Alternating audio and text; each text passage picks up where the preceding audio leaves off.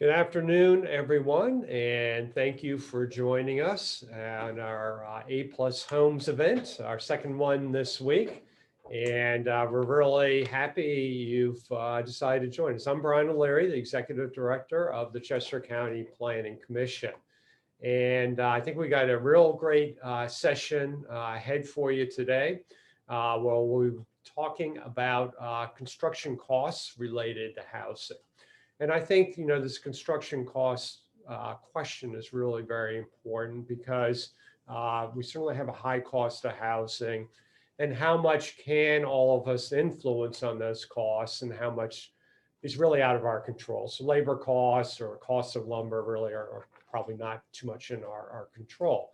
But it's good to have an understanding of these costs as we move forward and try to encourage more diverse and affordably priced housing here in Chester County. And this work, the A Plus Homes work, is really a follow-up to the county's comprehensive plan, Landscapes 3.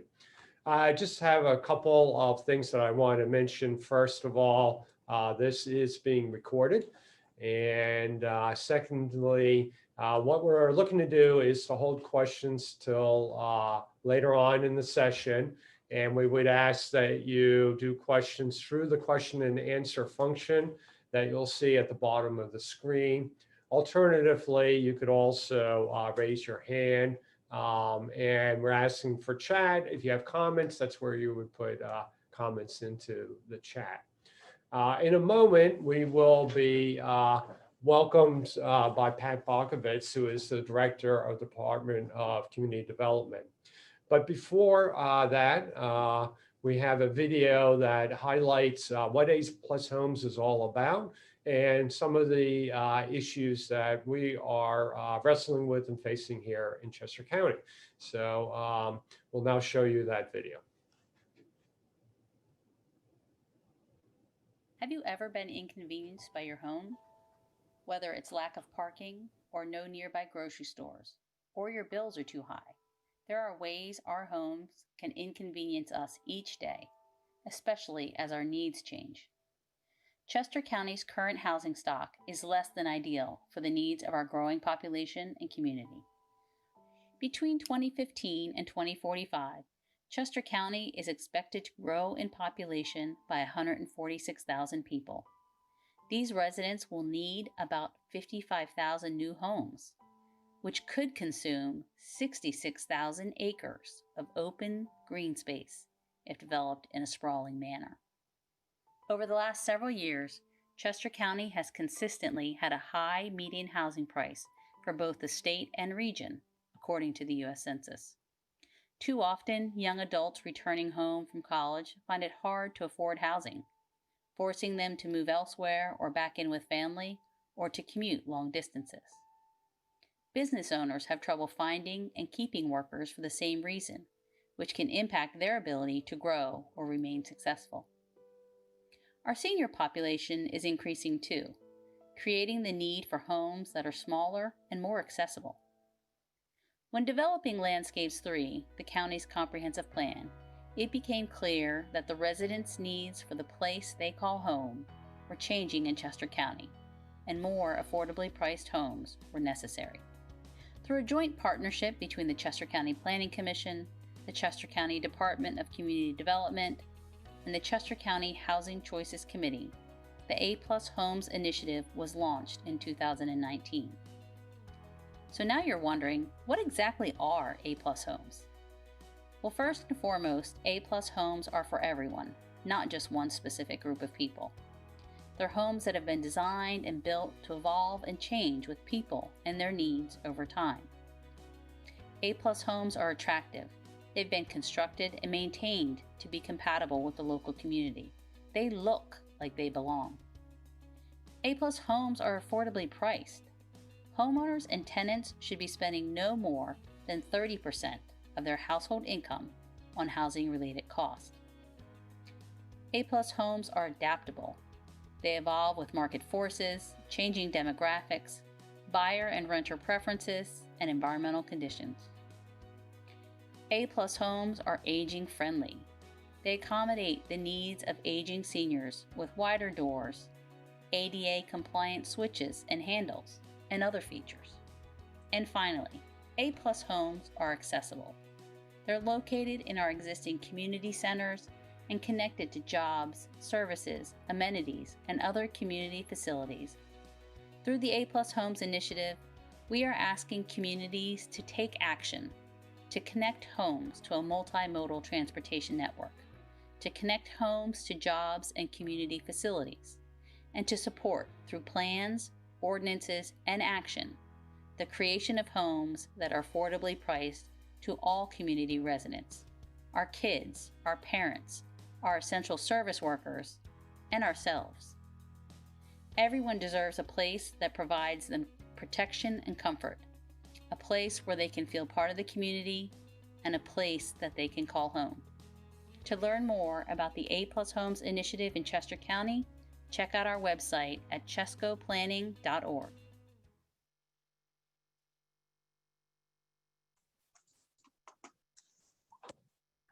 Well, good afternoon, everyone. As Brian mentioned, I'm Pat Bakovitz. I'm the director of the Chester County Department of Community Development. And thank you all for attending the A-plus Homes event. I do want to, before I get into sort of my focus of my remarks, do a thank you to the Planning Commission for including me in today's session, along with some of the exciting things that we have going on in the Department of Community Development. And also like to extend a thank you to Neil Fisher and Joe Scalise for participating today. The issue of affordable housing is much related to obviously how expensive it is to do things around housing here in Chester County. So to shine a light on it is extremely important. I want to take a few minutes to give you an update on some of the affordable housing activities that the county is supporting right now. The map that we have on a screen, there are two shades of green. The dark green dots represent activities that are fully funded, affordable housing activities. And when I say fully funded affordable housing activities, they primarily are funded through the Pennsylvania Housing Finance Agency's low-income housing tax credit, along with anywhere between $800 and $1.2 million of county funds to help make them affordable. These are these will be rental communities. And just walking through in the order of when I think you'll start to see activity at these sites. In Westchester, you see the Melton Center Apartments. We're hopeful that those 51 units will break ground within the next month and be ready for occupancy by the end of 2021. These are 51 what we would call general occupancy units, which means that they're not limited to seniors. They're going to be made up of 1, 2, and 3 bedroom units. The next one in sequence is Red Clay Manor, which we're hoping will break ground during the first quarter of 2021. Red Clay Manor consists of 61 senior apartments in Kennett Square Borough. And then the third activity that was just recently awarded funds from the Pennsylvania Housing Finance Agency is Kimber Village in East Pikeland Township. Kimber Village is being developed primarily through a local nonprofit, Church Housing Corporation, who's taken the lead on the Melton Center Apartments as well. So we're quite excited to partner with that organization on both of these. Kimber Village will consist of 48 units and also be general occupancy.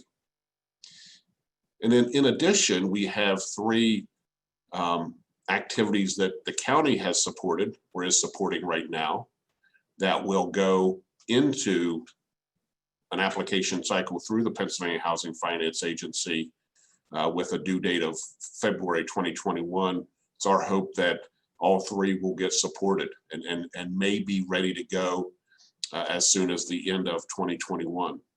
They include Phoenix Senior Housing in Phoenixville, which is 50 units of senior rental housing being developed by the Hankin Group, and Neil may reference this in his remarks later. And then 2 other activities, both of them in Cowan Township, Aston Park Apartments, which is a senior development consisting of 57 units, and the Willows of Valley Run, which consists of 60 units of general occupancy housing. So we're quite excited to see so much activity. As I mentioned a little bit ago, by the end of next year, 2021, we could be seeing upwards of 6 affordable housing activities happening in some form or fashion, whether it's rent up or construction or getting ready to rent up. So it's quite an exciting time in Chester County for these activities. And I think if I would point to one reason why there's so much activities, it's that some of the local governments and local leaders have really stepped up, acknowledging the need for affordably priced housing. Certainly Phoenixville and Kennett Square are great examples of that, and Westchester and Cowan for that matter. But that's where it begins. It begins with the appropriate messaging, really working and discussing activities with the affordable housing developers that are in the community. And I think we're starting to see some real progress. And I'm hopeful partnerships like what we have going on with the Planning Commission right now through sessions like A+ Homes or initiatives like A+ Homes will lead to even more, because the demand continues to be significant. Families and senior individuals in these communities, when we talk about affordable, these are working families or seniors that have worked throughout their lives. They can go up to, for a family of 4, just under $60,000. And in Chester County, a family, with that income level oftentimes is challenged to find appropriate housing. So we're excited to see so much activity. We're also very pleased to see such interest as we have today around the topic of housing. So with that, I'm going to turn it back to Chris Patriarca to continue with today's event. Thanks again for attending.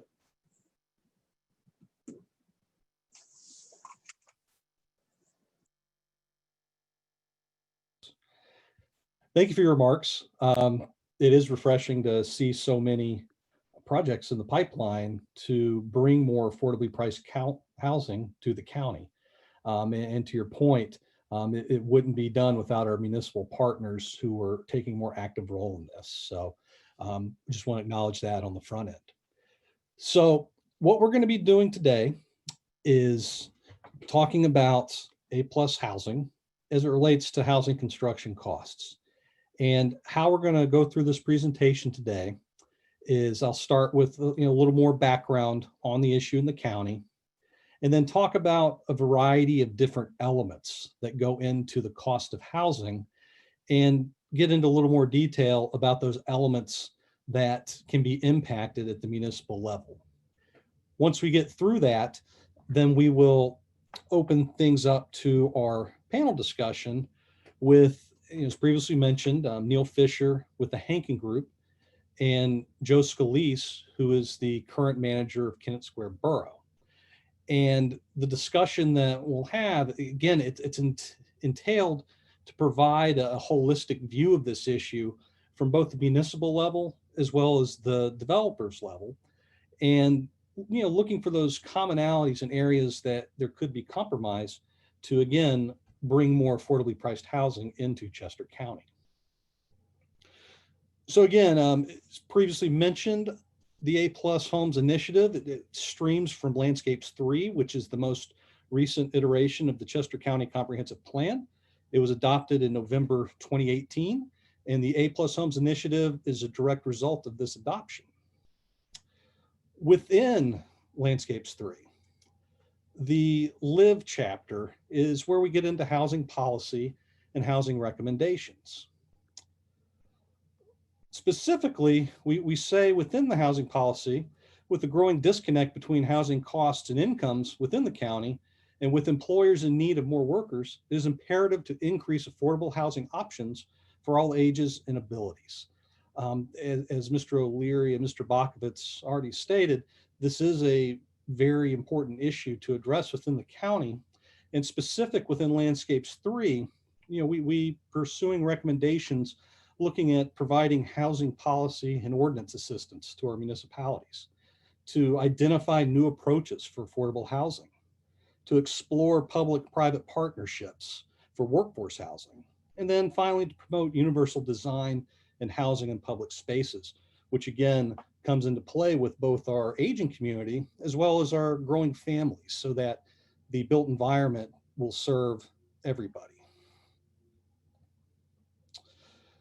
So briefly, what you see now is our landscapes map. And the landscapes map is really how we at the county level would like to see things develop. And within the growth area, you will see 4 designations: urban center, which are our boroughs; suburban center, which would be our more built out suburban areas such as the Exton area or Great Valley. Then you have our suburban areas, which would be the densely suburbanized areas that extend outward from our boroughs. And then our rural centers, which are a smaller piece of this, but it would be something like Cochranville in the rural parts of the county that serve those parts of the county. And then within our rural resource areas, which are rural and agriculture, which you'll see are predominant in the western and southern parts of the county, we don't envision growth going into these areas as much as we do within the growth areas. So again, Chester County has a strong ethos of balancing preservation with development. And through Landscapes 3, we're seeking to do this further. We already heard about this in the video, but again, the initiative that's come forth looking to address this is A+ Homes. Again, attractive, they're designed and constructed to be compatible with the local community, affordably priced, they're attainable sale and rental prices with no more than 30% of household income going to housing. They're adaptable. They're able to evolve with market forces and changing demographics. They're aging friendly. They're able to meet the diverse needs of seniors. And then they're accessible, which for the purpose of A+ Homes means we're connected to jobs and services, which again is a critical element of this. So why do we care? Again, as was mentioned in the video, we are anticipating adding over 146,000 people through 2045, which does represent this 28.5% increase from the 2015 population. This number will likely be revisited as we get new census data, as well as the Delaware Valley Regional Planning Commission updates their estimates in the coming year or so. So we're looking at housing unit change. In order to address that, we're going to have to provide additional units. And based on that number of 146,000, when you divide out the average household size in Chester County, you're looking at a need of approximately 55,000 new homes. And when we say homes, we're not just talking single family detached homes. This can be apartment units, this could be condominium units, this could be townhouses, it could be duplexes, and so on and so forth. So it's that whole area of housing throughout the county. And again, to paint this picture further, as we move towards 2045, we are expecting to see more of this multifamily type development.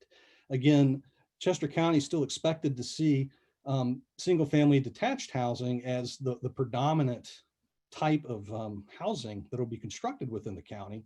But moving forward, with the planning commissioner estimating over 17,000 multifamily units and another 11,000 single family attached units, which would be your townhouses and the like. So again, as we continue to grow as a county within a more confined geography, we'll be looking at more housing types than we have in the past. Again, there's not much else to say about this. Our median housing values, frankly, it shows the success of Chester County as a desirable place for people to live, work, raise their families, retire. We do have the highest average housing price in the Commonwealth at over $355,000 in 2019. So again, I'm not necessarily saying this is a bad thing. It really is indicative of how successful Chester County has been in attracting people to our county. Now with that, the problem is here.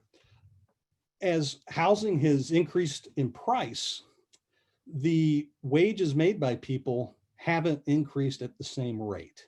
So what we're seeing here, when you're actually adjusted for inflation, going from 1990 to 2010, again, this will all be looked at again once we have new data. When you adjust it for inflation, utilizing the Bureau of Labor statistics, median household income has only increased by 6%, while housing cost has increased by 25%. So again, this is where that conflict comes into play, that as housing costs go up, it becomes more unattainable for more of our residents as wages have stagnated. And then really to kind of personalize it a bit further before we get into the discussion of housing construction costs is, if you're looking at that median sale price of $355,000, here are 3 professions within the county utilizing, the average annual income from the Pennsylvania Workforce Development Commission. And what you're seeing here is the assumption is this represents households with only a single worker. So this isn't reflective of a 2-income household, just a single income household. But making that assumption, if you're an accountant in Chester County, make a nice salary, over $85,000. In 2019, right about 38% of the houses within the county would be considered affordable. And what we mean by affordable is having things like a debt to income ratio of 36% or less, a strong down payment of 20%, which again, for $355,000 is very significant. It incorporates additional monthly debt that we carry as Americans. So again, the picture we're trying to paint here is it's not just our farm workers and our blue collar professions like truck drivers, who again will struggle to find affordably priced housing in the county. It's also working professionals. So that's really the crux of the issue that we're looking at with affordably priced housing. So now we're going to get into talking about construction costs. Now, when we're looking at cost of construction, there are many variables that go into it, and there's a high degree of volatility and uncertainty that I'm sure Mr. Fisher will get into as well with his remarks later on. So when we're looking at this, the various things that we have to look at are land first, which again, in Chester County, raw land costs within the county are among some of the highest in the Commonwealth. And again, there's not really much that at the municipal level can be done about that. That's just a function of market forces. The second is with materials. And again, material costs are variable and they can change dramatically from when a developer comes into a municipality with their pro formas. And as it goes through the process, the cost of these materials can change. And again, that's just based on market forces, and worldwide market forces. And it can be anything from lumber to concrete to asphalt. It's all these different elements that go in that, again, as the development process moves forward, there is variability in that. The third, labor, again, similar to material costs or your labor costs, that may be factored in at one level when a project is proposed, but by the time construction starts, there may not be enough tradesmen available to do the work. So again, it adds some of this uncertainty, and it can add cost due to delay. The third is utilities, which we'll talk more about in just a few moments. And again, they are becoming more and more of a significant cost, and specifically getting into infrastructure with stormwater management. Those issues aren't going away. They're only continuing to become more of a financial issue, not just for the developers, but also for our municipalities who are tasked with having to ensure these facilities are performing properly as part of their MS4 permitting. So again, the developer may have the cost on the front end, but on the back end, It may fall to municipalities and homeowner associations as well as individual property owners as additional cost. And then finally, looking at engineering and architecture. Again, these are some of the soft costs that go in on the front end of the process. Again, these can start to add up through a very long and drawn out type process as additional iterations and reviews are needed. Again, I'm not saying this is something that's not appropriate for municipality to do, because the project needs to meet the standards set forth by the municipality, but it's just something to be cognizant of as you're going through these various reviews. So when we talk specifically about municipal costs, where it comes into play is through your regulatory structure at the municipal level, and specifically within your zoning, within your subdivision and land development, and within your building codes. Now, zoning and saldo or subdivision are specifically enabled through Articles 6 and 5 of Pennsylvania Municipalities Planning Code. Whereas the Uniform Construction Code, it is administered locally, predominantly throughout Chester County, with the 2015 code by the ICC serving as its foundation. And within those regulatory structures, there needs to be general consistency and consideration. Other sections of code that may be impactful that aren't necessarily within these three, within Chester County, you're seeing more of a move of things like floodplain management and stormwater management move outside of zoning. So again, those would be other sections that the municipality would again need to make sure that they're continuously looked at and evaluated. So we're talking about cost. We'll start with the development review process. And the development review process is a very iterative process across the Commonwealth. And it's a good process where you're working with the applicants back and forth to come to an agreement and a development that's suitable for all parties involved. Now, some considerations with this come into play with outdated ordinance requirements, which this will be kind of a theme for a few slides.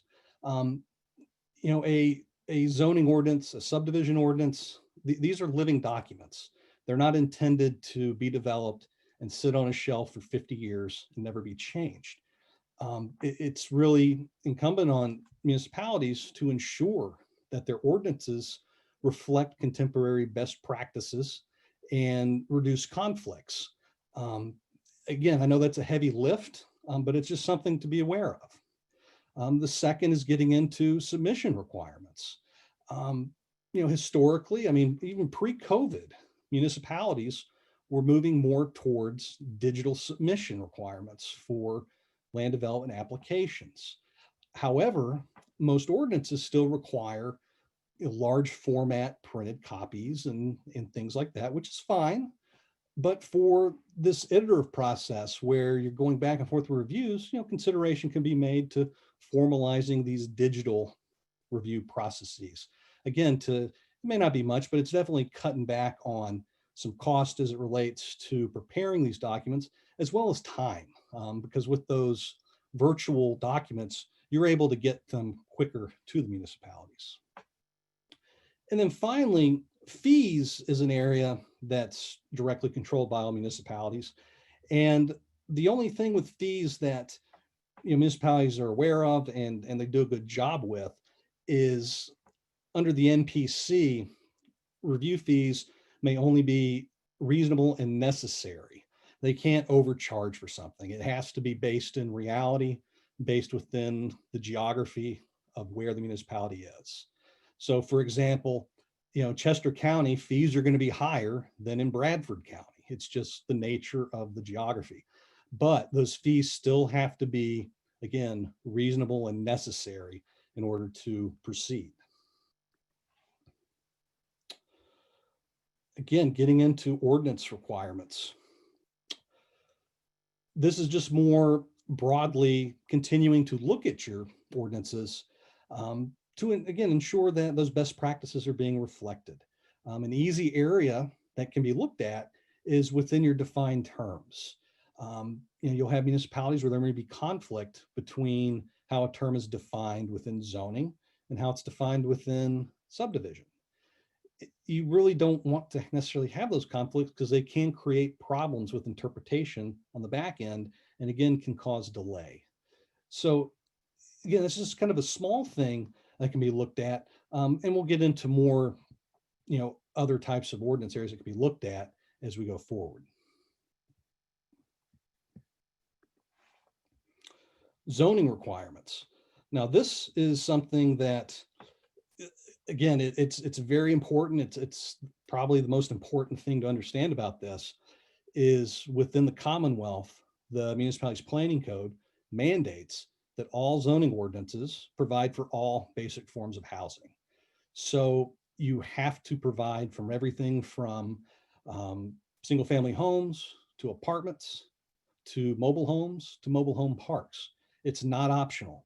And it's been further adjudicated through the Supreme Court in 1977 that the court ruled that a municipality, it shall provide for its fair share of housing types. So again, that's a process that can be undertaken by a municipality to ensure that you're meeting your fair share requirements. But really the point of this is just because you may not necessarily want to see a certain type of housing be developed within your municipality, you can't legally prevent it if you're not considered a built-out community. So then tied to this is your zoning map. And again, zoning maps, just like your zoning ordinance, they're living documents. And specifically when we're looking back at some of the fair share requirements, the zoning map should generally reflect that need. One of the issues that we see across the county is there's not necessarily a lot of land zoned specifically for higher density development. And when a developer comes in and maybe looking to work with the municipality to develop, that can be a very long process, and there's no guarantees with it, as zoning is something that is done at local level and is controlled at the local level. So again, your zoning map, you should just ensure that there's enough areas to provide for, again, not necessarily apartments, but different housing types. It can be, again, duplexes, townhouses, a whole variety.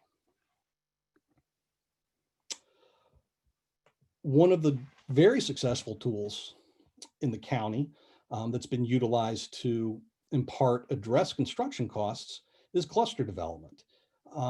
Most municipalities within the county have some form of cluster development provisions.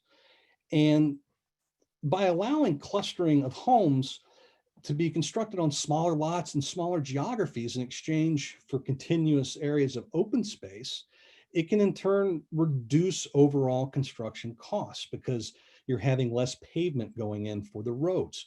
You're having smaller stormwater facilities go in. And on top of that, if the development is planning on dedicating this infrastructure to the municipality, it also reduces the long-term costs of maintenance to the municipalities, again, be it with managing the roads or stormwater infrastructure. Now, one of the areas that could be looked at within cluster guidelines is most of them across the county require a significant large tract in order to do it. And what I mean by that is, have a minimum lot size to even consider it of something like 20 to 25 acres. Now, that's obviously not something that's going to happen in any of our boroughs or even some of our more built suburban centers. But again, consideration could be given to allowing this cluster design in smaller geographies where you'll still get the same net result of providing for that housing with reducing the overall construction costs. Now, specifically getting into standards, landscaping and parking are two very significant items, especially in more of our multifamily type developments. And having ordinance provisions to really determine parking on a case-by-case basis can result in savings while requiring sufficient parking. And an example of this is within most municipal zoning ordinances, there's a big table within the parking regulations that lists all sorts of different uses and the required parking for it. Now, where those ratios come from professional engineers through the ITE parking manual. And one thing that a municipality could do is look at removing all of those standards from the ordinance and referencing back to that ITE parking manual or other applicable type manual. And the reason I'm saying this is because, again, those parking standards, they evolve over time. As more case studies are made, they change. Again, it's not something that will stay the same forever. And again, this will provide the municipality and the developer to not over or under park. Specific to landscaping, you'll generally see landscaping, the specific standards within subdivision, and that's done intentionally to allow for waivers as needed. Because again, your landscaping, they're designed for everything, but they don't necessarily always fit nice and neat into specific geographies. But again, having the flexibility within that to, let's say a developer has to put in 50 trees, but the township engineer, they say, well, really only 20 can adequately go here and not die. What to do with that remaining 30? Again, developing provisions that you can plant those trees, in municipal parks. You can, use those plantings to, do riparian restorations. You could develop a fee in lieu of those trees that can go back into, again, riparian areas or township parks. So again, it's about creating that flexibility as to reduce the uncertainty on the front end.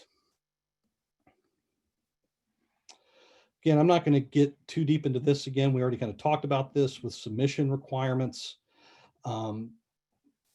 Again, it's really just kind of reflecting that there is a movement, again, pre-COVID towards more digital submissions and to look at formally adopting this within your regulatory structure. So again, that's all we're talking about with that at this time. Infrastructure.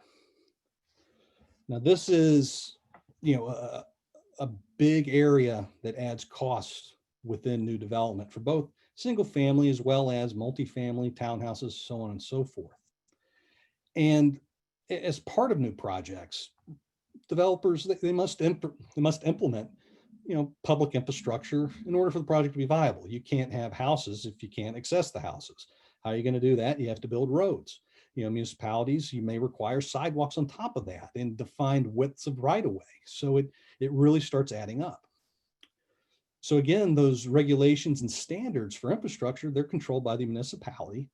And again, this is something that is continuously looked at by municipal engineers. And you do want consistency across the municipality. But again, it's a living document and it should be at least evaluated from time to time. Now, again, these standards for infrastructure, things like road width and stuff like that, you'll find them generally in your subdivision ordinances to, again, allow for the flexibility for waivers. And it makes sense because, again, these projects, it's not necessarily one size fits all.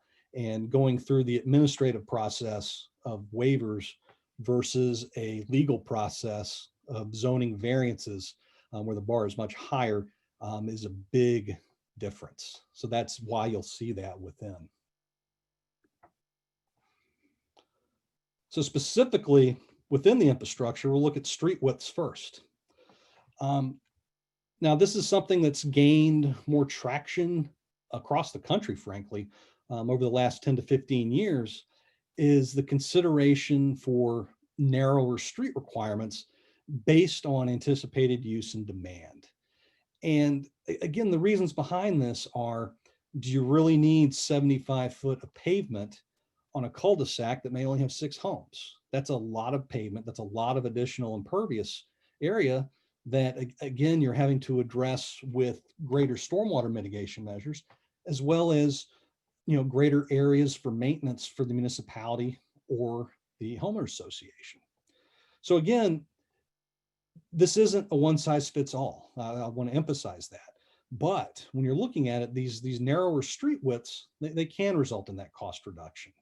When we're looking at installation, again, the stormwater management and all the other elements of that go into it. And then also with the municipalities, when they're dedicated, that's less that has to be maintained, which is always a good thing.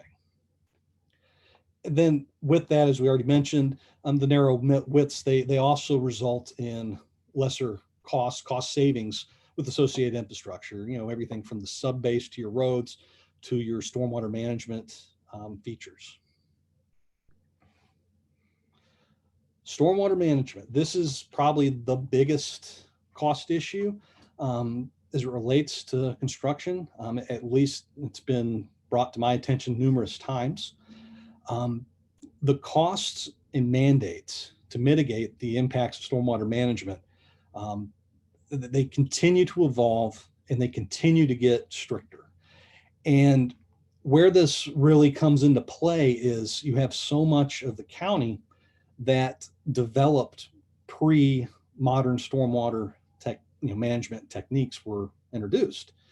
So when you have a redevelopment, say like the eastern parts of the county along the Route 30 corridor, you're having to break up a lot of concrete. You're having to do a lot of remediation to bring these areas into compliance. Even on greenfield development, the amount of capital that goes into these is quite significant, not just for the initial installation, but also for the long-term maintenance and compliance of it. Just to give a couple examples, stormwater management, it can be very expensive in the amount of over $15,000 in addition to the sale price of the unit. If someone is looking at doing stormwater management for like a rain garden at their individual house, according to Penn State Extension, it can range from $7 to $11 per cubic foot. If you're doing hardscapes with, pervious areas, that increases from $16 to $20 a square foot. And that doesn't even include the ongoing maintenance, inspections, and ensuring that these facilities continue to function properly. And ultimately, this falls back on the municipality to be in compliance with their MS4 permitting. So it's a multi-layer issue. There's not really a great solution to it other than making sure that your stormwater regulations allow for flexibility when it makes sense. And what I mean by that is if you have a developer come in with a new innovative approach that's not necessarily addressed in your ordinance, to allow for that to happen without the need to apply for variance and things like that. Because again, it's a technology that's continuing to evolve and it does need to have more consideration of it going forward. Next are sanitary sewers. Again, this is within areas that have sewers. Really the thing to be aware of with this is, municipal sewer planning is done through the 537 plan. And those should actually be looked at from time to time, because where you get the delay is if someone's coming in looking to develop in an area that logically makes sense for expanded sewer, but it's not shown within your 537 plan. And getting that revision, going through the process of coming to the county and going to DEP and going through all that adds time to the process. And then the other thing is to ensure that the tapping fees and the charges for the equivalent dwelling units or EDUs are appropriate. And again, those are regulated by state code. It can't be arbitrary. It can't be really any more than what's needed for the municipality to continue to provide the infrastructure. All right. The last area is something that, again, municipalities can consider, providing bonuses within their regulatory provisions.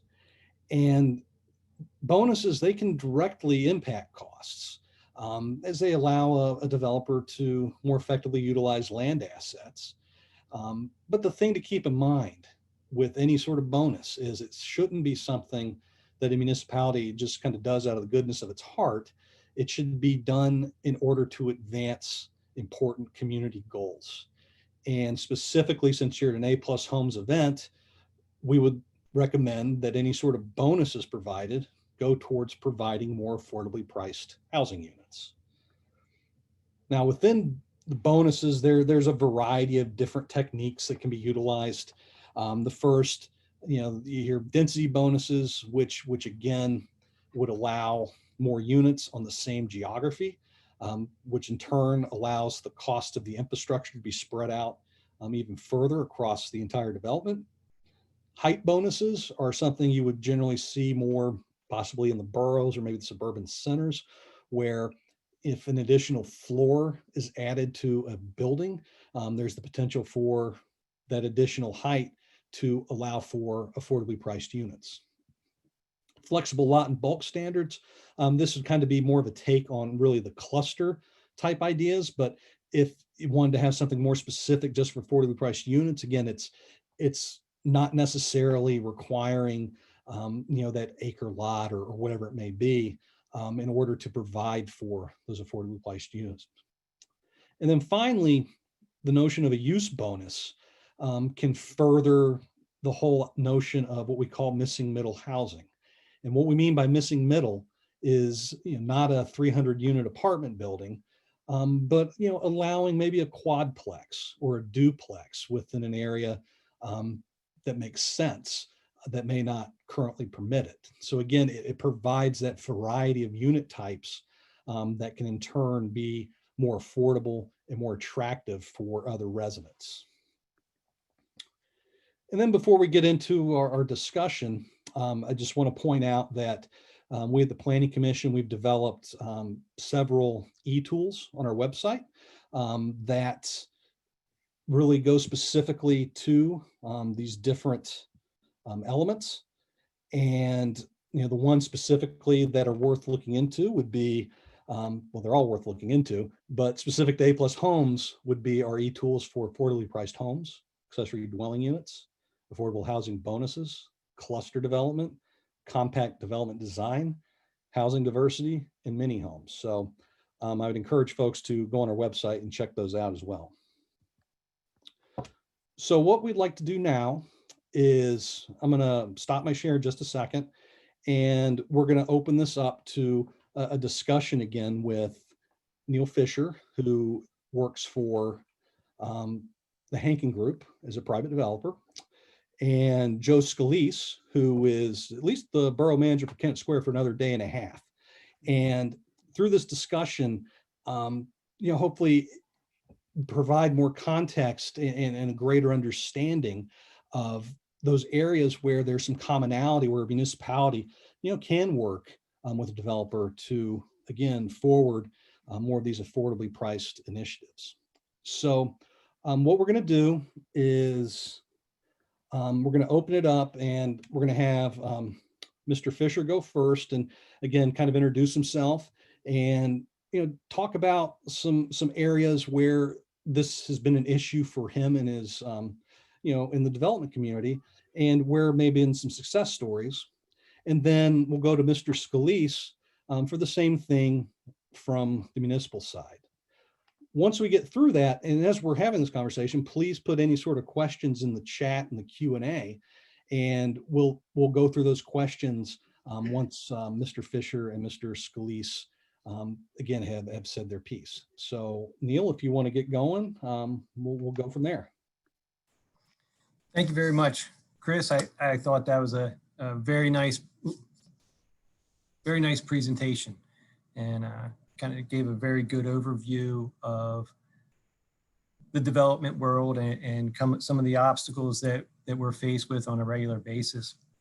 So I do head up development for the Hankin Group, and we have built affordable housing. We've built, we're quite frankly, we are a mixed use developer. We build retail, commercial, office buildings, single family homes, townhouses, multifamily homes, and we've built several affordable housing projects. So that's a little bit about who we are. And I'd say that affordable housing today is certainly a very hot topic. It's something that we're seeing across, not just in Chester County, we're seeing it outside of Chester County. We're seeing it we're doing work in Lancaster, we're doing work in Delaware, Montgomery County. We're also down in Florida doing some projects, and it doesn't matter which location we're going into, the topic of affordable housing is coming up. And it is, you know, it's a very difficult issue to resolve and to address. And construction pricing, construction costs, they continue to go up. Understand, you know, because we try to integrate our communities with all the various types of housing and uses. Certainly I have an appreciation for the need to have different income levels and in close proximity to the jobs that are being provided. And so that's a little bit of my background. And certainly I'm anxious to talk about all the different components of affordable housing with you. All right, thanks, Neil. All right, we'll turn it to Joe, give some introductory remarks and some of kind of your thoughts on this issue from the municipal side. Thanks, Chris. Along the same lines as Neil, the presentation was pretty well spot on. A lot of the same things that we're experiencing were included in your presentation. I have been the borough manager for 6 years and with the Kennett Square Borough for 26.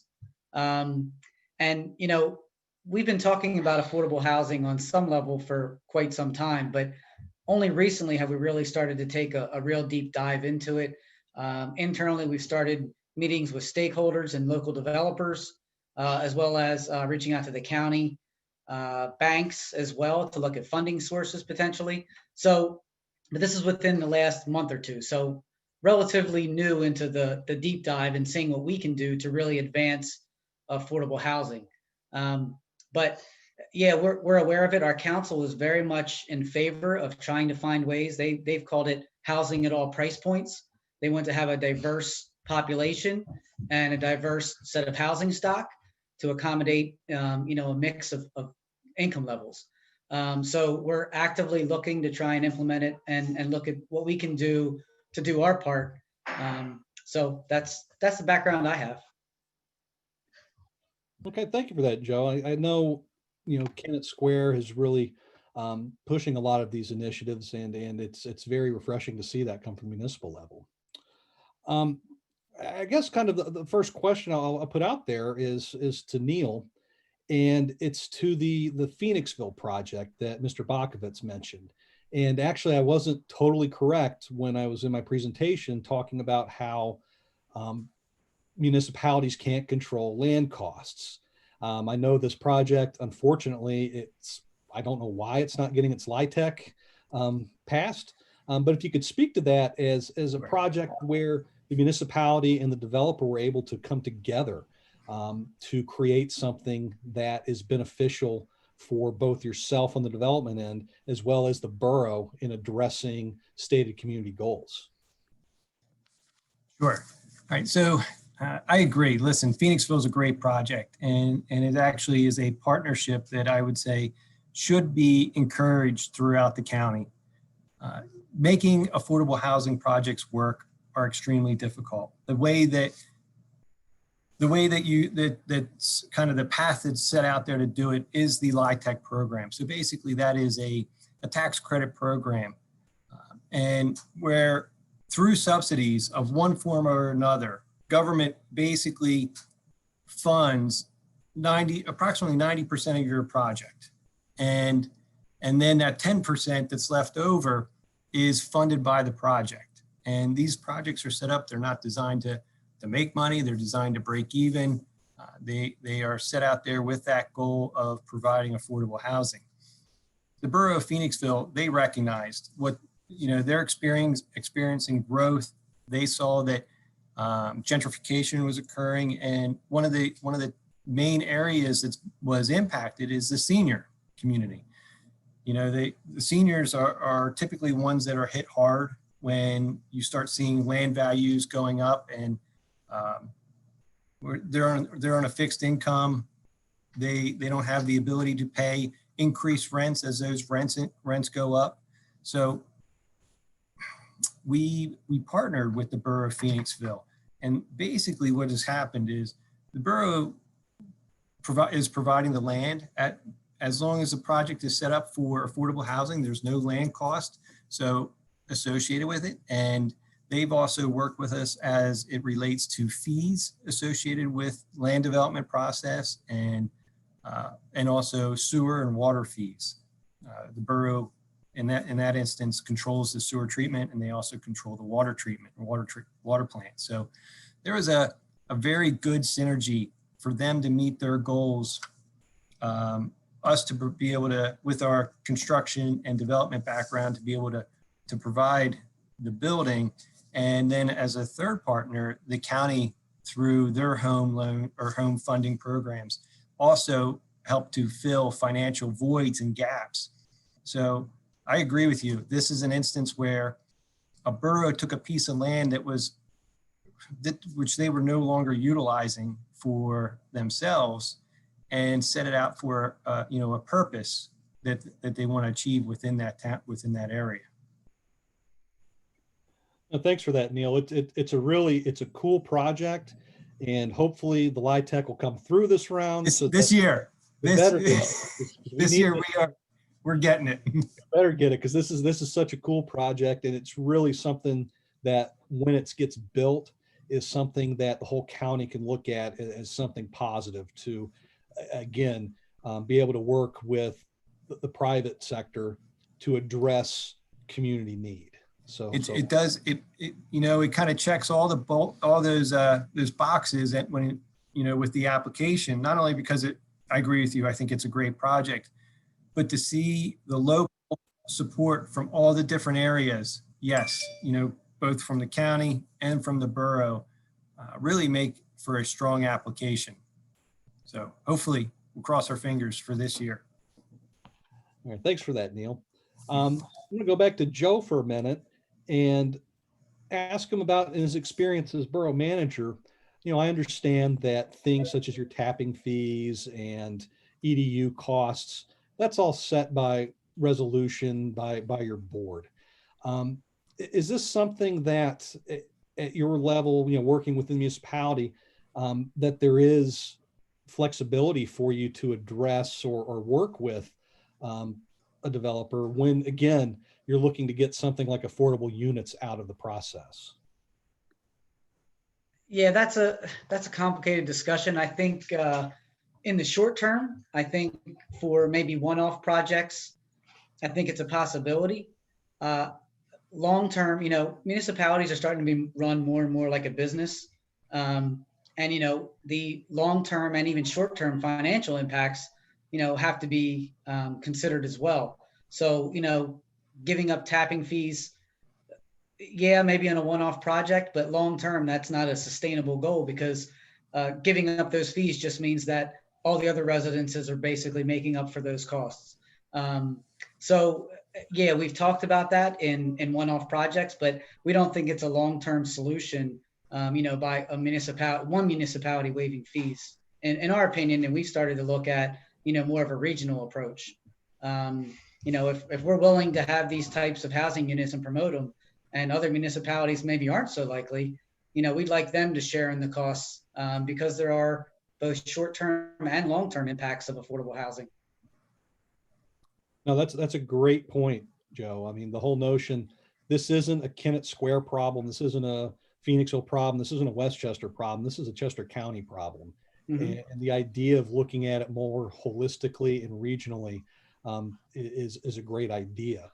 And just so everybody in attendance knows, this type of idea of this regional impact is being done again in Phoenixville. Just to give a shout out to Phoenixville, they have developed an affordable task force that, again, works to forward these type of projects, not just within the borough, but within the greater Phoenixville region. So that's a great point, Joe, with looking at this more holistically and more regionally. Chris, if I could just say one, because I personally, I also agree, Joe, with your point there. And in the same kind of manner that that you're talking about that you don't want to see. It's not sustainable, right? I kind of view it the same way, that it is not a housing developer's problem either. It is really, I agree that it is a county problem. It's a problem that we're kind of looking at across the board. So therefore, what I'm saying is it's not fair to place the burden of providing affordable housing on housing developers just because they build housing. It's something that should be borne across the entire area, all businesses. One other area, and again, folks, please type in any sort of questions you may have. But what I'd like to hear from, again, both, Neil and Joe, is stormwater management. I don't have to tell you guys, this is something that continues to grow. It's not going away. It's only becoming more expensive, not just for the developers, but for the municipalities who are left to be compliant with their MS4 permitting and ensuring those systems are still functioning properly. Just want to see if you guys have any sort of thoughts on, how maybe some of those costs can be mitigated looking forward into the future. Boy, that's a that's a tough question. Giving you an easy one, eh? Right. No. So I mean, listen, stormwater requirements, they get more stringent every year, and I think it kind of comes back to there's a balance, right? There is a balance. You want to make sure that you're doing the right thing as it relates to the environment and stormwater management controls. And I think that, one way to help with that is you have to provide, a variety in different housing types. And, when I looked at your county map, that, where you have urban centers and more densely populated areas, really, they're following the Route 100 and the Route 30 corridors. And those areas should be looked at and be encouraged for more urban development. Whereas some of the more rural areas, as you go out and beyond that, perhaps, that's where the lower density and more conventional housing occurs. So having the flexibility to bring in a higher density allows you then to reduce you're reducing your building footprint area. And as you also mentioned, the ability to either put in reserve or reduce the parking requirements and the street widths. The parking requirements oftentimes are close to double what it actually, multifamily parks at, or any residential for that matter ends up parking at. Parking spaces that are 2.5 to 3 spaces per unit, when in reality they're parking at between 1.25 to 2 or 1.25 to 1.5. So there's a big difference there. And I don't think anybody, kind of the same way from a stormwater perspective, you want to make sure that you're meeting and being environmentally conscious. You don't want to build impervious coverage in the same manner, because that's not being environmentally conscious either. Thank you, Neil. Would you like to add to that, Joe, from the municipal side? The same types of thoughts run through the borough. We're trying to reduce the amount of impervious surface, because that does add to the stormwater calculations. We are one that has a higher parking requirement, and we've been taking a deep dive into that and looking at, the impacts of that and the necessity of it. With stormwater management, we don't have a lot of flexibility. You have to have it, you have to put it in there. One of the ways we've tried is we've allowed for maybe more creative design ideas. I've learned a term called evapotranspiration, whatever that really means. But sometimes you have to look outside the box and accept maybe some unconventional ideas and research them. Along those lines, even just the review process.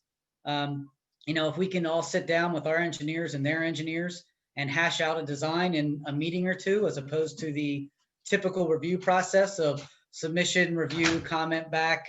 It's timely, takes a long time and costs a lot of money, because the applicant is paying for both the design and the review. So, we don't have a lot of flexibility, but, where we can, we try and really work with the applicant. Well, thank you for that, Joe. That makes a whole lot of sense, working where those commonalities are. Just going to read a question we received from the audience. That says, this is all relatively new approach for Chester County. Does anyone know about any communities that began this 5 or 10 years ago and can report on their successes or struggles? The first thing I'll say to that is the only place that I'm really aware of in the Commonwealth that has a very, what we'll say, robust, like inclusionary zoning type policies is State College. They have mandatory inclusionary zoning to require these type of units. In terms of costs, I mean, it doesn't do a lot there. But I don't know if that's something maybe Neil or Joe may have some thoughts on other areas that have looked at this already, or if there's some strategies that we should consider in Chester County.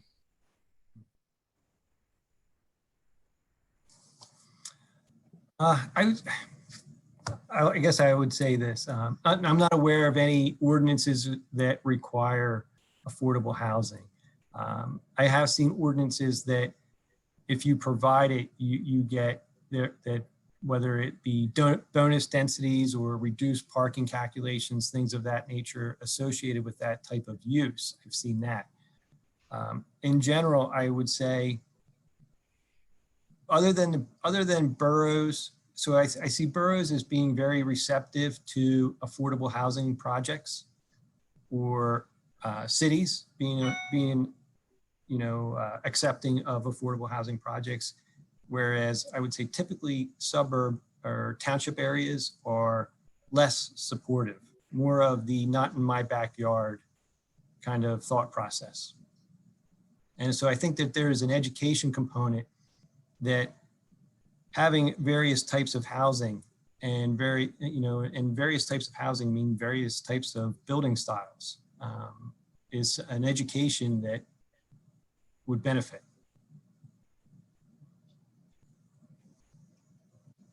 Do you have any further thoughts on this, Joe?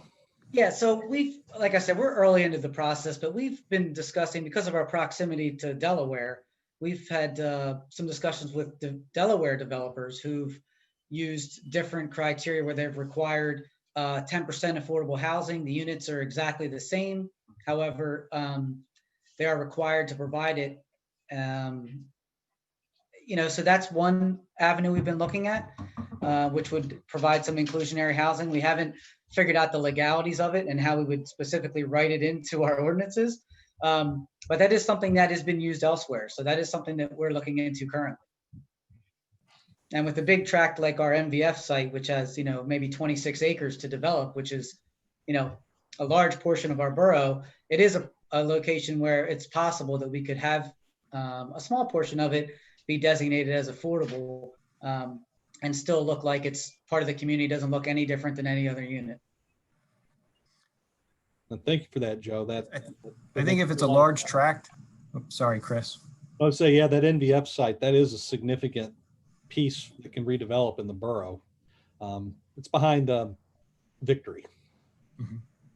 So I think if it's a large tract, having 10%, having the ability to do LIHTC programs where you can isolate a unit, a building, that's always something that's feasible. I think when it's a smaller site and you are basically taxing the other units for the units that are affordable, that doesn't work financially. thank you, Neil. Just a couple other questions and then we'll wrap up. I have a question that says, ask any sort of statistics available on housing versus need by median housing income by township or borough. We do have some of that information available on our website through our annual housing report. I would definitely encourage folks to take a look at that.